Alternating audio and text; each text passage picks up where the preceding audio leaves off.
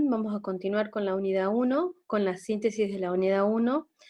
Y vamos a ver lo que es el ojo humano como el órgano receptor de luz. Ustedes este material, si bien ahora les voy a hablar, hacer una síntesis, lo vamos a encontrar en el capítulo 2 del manual Indalux que le envié por WhatsApp y por Classroom. Eh, Vamos primero, el ojo humano como órgano receptor de luz. ¿Qué entenderemos nosotros por ojo humano, no? Sabemos que el ojo humano es el encargado de captar y recibir imágenes del exterior, ¿verdad? Sabemos que es un órgano fisiológico que experimenta sensaciones de luz y color. Y para que este proceso se realice, para que tenga esa sensación de luz y color, necesitamos cuatro agentes, ¿sí? La fuente, que es la productora de luz, necesitamos el objeto, o sea, a iluminar que necesitamos que sea visible y que está en esta imagen, y necesitamos el ojo, que es el que recibe la energía lumínica. ¿Se acuerdan que ya vimos que era luz? Necesitamos que reciba esa energía lumínica, la transforme en imágenes que son enviadas al cerebro para su interpretación. Acá tengo una diapositiva que está al último, que la vamos a ver bien, al último, que es el proceso de la iluminación, que es lo que le acabamos de mencionar. El ojo tiene sus partes, obviamente cada una de sus partes tiene un funcionamiento, tiene una parte interna, una parte externa, que la parte externa generalmente es de protección, que son las cejas, de las pestañas y los párpados. Y después tenemos la parte interna, o sea, el ojo en sí. Tenemos distintas funciones. Si ustedes ven, la primera capa que tiene el ojo es una capa translúcida, que es la córnea, que en realidad ayuda a enfocar los objetos y como es el primer componente óptico refractor. Es transparente, enfoca los objetos. Ahí está la córnea. Vamos al siguiente, que es el cristalino, que en realidad que también muchas veces se lo llama lente. También permite enfocar los objetos a diferentes distancias. O sea que el cristalino es como que es una lente biconvexa que puedes distinguir cuando está lejos el objeto y cuando está cerca el objeto. Esa es la función del cristalino o de las lentes, o se lo llama lentes biconvexas. Después tenemos, si ustedes ven en la imagen que tenemos acá, el iris. ¿El iris qué es? El iris puede tener distintos, lo que nosotros tenemos ojos marrones, ese es el iris.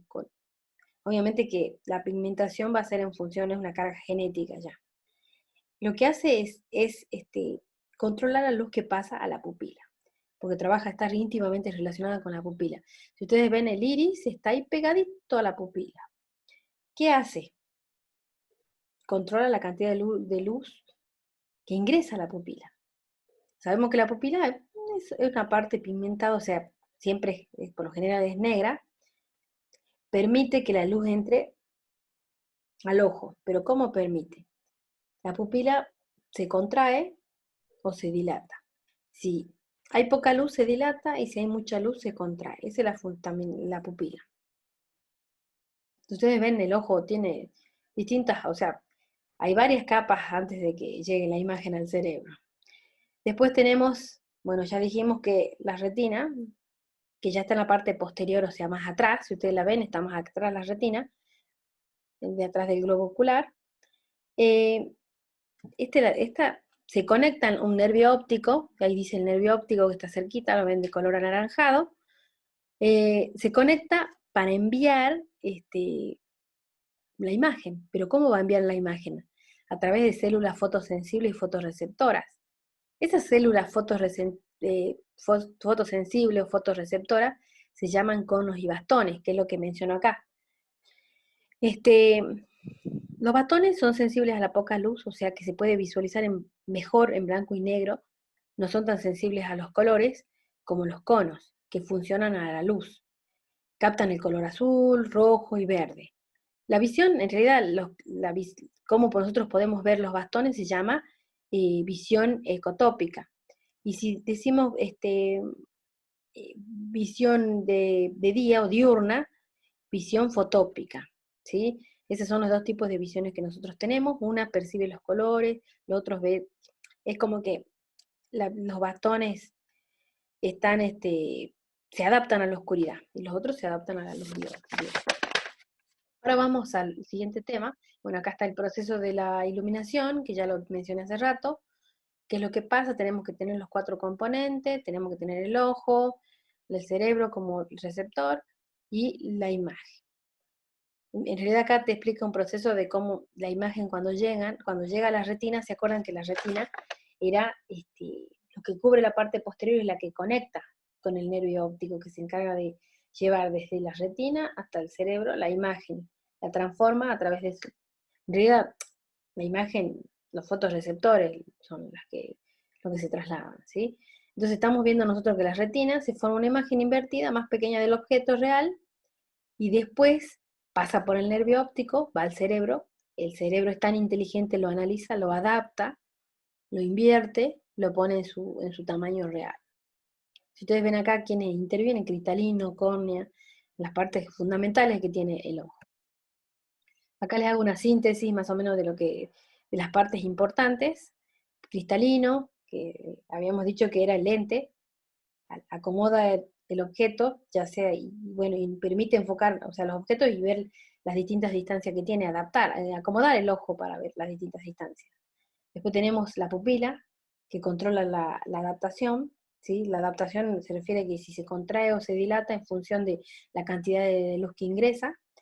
Trabaja en conjunto con el iris, que el iris es que lo controla y es como que está ahí el iris trabajando para que se contraiga o se dilate la pupila.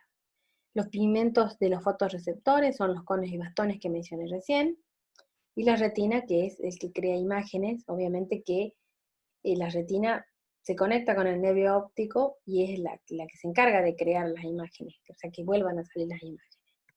Después tenemos los factores que influyen en la iluminación, que son el campo visual, tenemos la adaptación, la acomodación, el rango visual, el contraste, el tiempo, el tamaño y el deslumbramiento. Si vamos al campo visual, ustedes van a ver que el campo visual es el área que el ojo abarca. Entonces, si nosotros vemos el plano horizontal, son 180 grados, y si vemos el plano vertical, 130 grados. De ahí en las imágenes que están abajo van a ver que de manera horizontal podemos ver más que de manera vertical, obviamente por la disposición de los ojos. Obviamente que los detalles más finos se van a ver a un ángulo de inclinación de 2 grados. Mientras más lejos estén los objetos, menos detalles vamos a ver. Pero ese es el campo que nosotros tenemos para visualizar. La adaptación.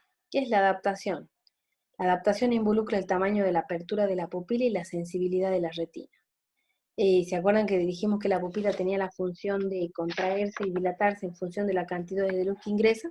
Bueno, esto es lo que pasa, es un proceso, como acá está el cuadrito, es un proceso de adaptación. Ahí puse pupila, controla la adaptación, ¿sí? Entonces, esa es la adaptación de la visión. Vamos a la acomodación. Acá hablamos ya de otra parte del ojo, del cristalino, ¿sí? Acá le dicen lente, pero es el cristalino. Acomodación es el proceso por el cual el ojo localiza y enfoca un objeto. Entonces, si está cerca, el lente se redondea, y si está lejos, se aplana. Si ustedes ven, el cristalino es como que cambia, de acuerdo a las distancias, cambia su tamaño. Entonces acá estamos hablando del fenómeno de acomodación, que en este caso el lente o el cristalino son los que cumplen esta función de acomodar. Y en la adaptación ya hablamos de la pupila, ¿sí? Vamos a lo que es el rango visual. Si hablamos de rango visual, hablamos de cuál es el rango de iluminación, de luz que puede, de iluminación que puede percibir la persona. Desde qué rango hasta qué rango puede percibirlo. De todas maneras, nosotros vimos un poco de lo que es el espectro, en qué, a qué, con qué longitud de onda y el espectro electromagnético y demás. Pero acá les pongo como referencia el valor de la iluminación, que es el lux. De 0,2 lux a 100.000 lux es la medida que podemos tener en cuenta. Acá dice oficina 500 lux, porque eso nos dice la ley. Ustedes van a ver que cuando hagan la lectura e interpretación de la ley, se van a dar cuenta que nosotros tenemos parámetros para determinar la iluminación, el tope, o sea, el valor mínimo requerido. Vamos al contraste. Cuando hablamos de contraste, hablamos de las diferentes intensidades, para que se entienda, por ahí no lo pueden interpretar al porcentaje. Es la diferencia entre la intensidad entre un punto y una imagen, ¿sí? El punto puede ser las letras y la imagen el cuadradito blanco que ven acá. Entonces, mientras más parecidos sean, va a ser bajo el contraste. Y si son diferentes, alto contraste. A eso se refiere con contraste, por la duda no se entienda. Letras grandes sobre fondo blanco son fáciles. Vamos al tiempo. Cuanto menor sea la visibilidad, tanto mayor será el tiempo que se requiera para ver los detalles. O sea, si el objeto es chiquito, necesitamos más tiempo para ver los detalles. Y si por ahí estamos a una determinada distancia, puede ser el objeto grande, pero podemos percibir mayor detalle si le dedicamos más tiempo para visualizarlo. Ese es otro de los factores, el tiempo que nosotros observamos el objeto. Después tenemos el tamaño, también lo mismo, más grande sea lo vamos a ver, menos más chiquito, menos lo vamos a ver. Vamos al deslumbramiento. El deslumbramiento en realidad acá dice es un fenómeno de la visión que produce molestia. Produce una molestia y una disminución de la capacidad de diferenciar objetos de contrastes excesivos, ¿sí? Entonces, debido a esa inadecuada distribución o escalonamiento de iluminancias, porque hay contraste excesivo, en el tiempo actúa sobre la retina del ojo. ¿Y qué habíamos dicho que era retina del ojo? Es la que conecta el nervio óptico y pasa por millones de células, entonces imagínense, si hay un deslumbramiento va a alterar ese proceso, por lo tanto no vamos a poder ver, no va a llegar. Si ustedes ven el deslumbramiento, hagamos de cuenta que estamos en una clase y un alumno está filmándome. Entonces bueno, está prendida la linterna del celular. Entonces yo el entorno no lo voy a poder ver porque casualmente esos contrastes excesivos no te van a permitir visualizar un poco esa parte del entorno. Bueno, eso es el deslumbramiento. Y acá como por último, antes de avanzar, que yo creo que ya lo mencioné, cuáles son los 4 agentes, elementos fundamentales para que se produzca el proceso de la iluminación. Tenemos la fuente de luz, que se mide en lúmenes o en candelas, que ya lo vamos a ver más adelante. Tenemos el objeto, tenemos el ojo como órgano receptor, que va a cumplir toda la funcionalidad que acabo de explicar, lo va a decodificar y va a volver a salir. Llega invertido y lo saca en el tamaño adecuado y en la posición adecuada. Así que bueno, básicamente este es la unidad 1. Las magnitudes luminosas ya las vamos a ver en la próxima clase. Ya les voy a dejar alguna actividad de aprendizaje para que vayan viendo y vayan netamente de repaso. No es que los voy a caer, no es una evaluación, pero sí es un requisito para poder regularizar. Así que bueno, estamos en contacto y nos estamos viendo. ¿Nos estamos viendo o nos estamos leyendo?